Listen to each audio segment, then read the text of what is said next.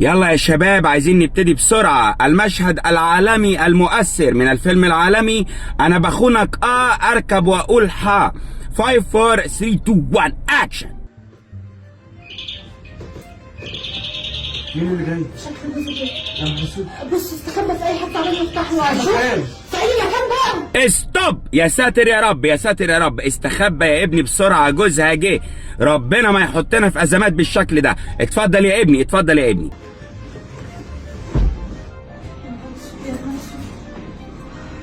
يا رب ما يقفشوا يا رب عشان القصة تكمل وتسخن وتشعلل كده بإذن الله. فين انت حاطه المفتاح الباب ليه؟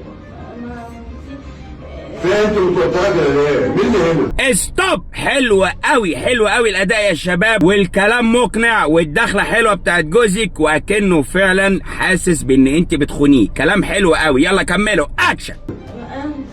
مفيش حد مين؟ فين؟ لا في حد هنا. استوب. قلب الزوج دليله، قلب الزوج دليله، وفعلا هو حاسس ان انت بتخونيه. فعلا المشهد ده حاسس انه هيكون مؤثر جدا وهيعلم في السينما وفي الدراما المصرية. يلا كملوا اكشن.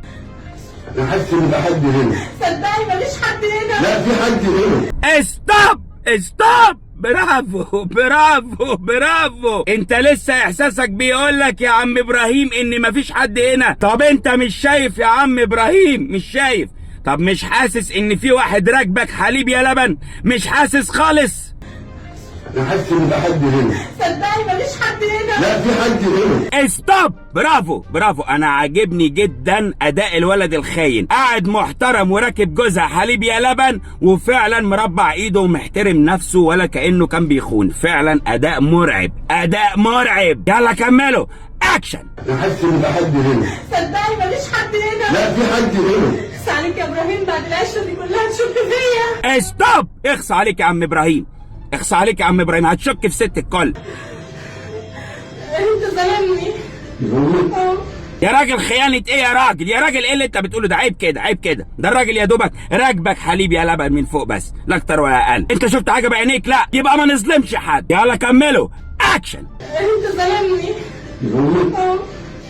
انا زعلانه منك. استوب. حقها تزعل يا عم ابراهيم منك، حقها تزعل منك يا راجل يا شكاك، يا راجل يا شكاك. انا زعلانه منك. راضيها بقى، اتفضل راضيها. معلش ابراهيم ماليش شايف. حاضر. يلا يلا يلا اسكتي خالص. ادخلي اعملي لعم ابراهيم شاي، واعملي للخاين اللي راكب حليب يا لبن فوق ده سحلب، واعملي لي انا مغات عشان قرفان. استاذنك يا عم ابراهيم، بعد ما الخاين ينزل من حليب يا لبن اركبك انا شويه حليب يا لبن انا كمان من نفسي بعد اذنك يعني. استوب. الله يصلح حالك يا عم ابراهيم، الله يصلح حالك يا راجل يا محترم يا راجل يا طيب. يلا اتفضلوا. فركش.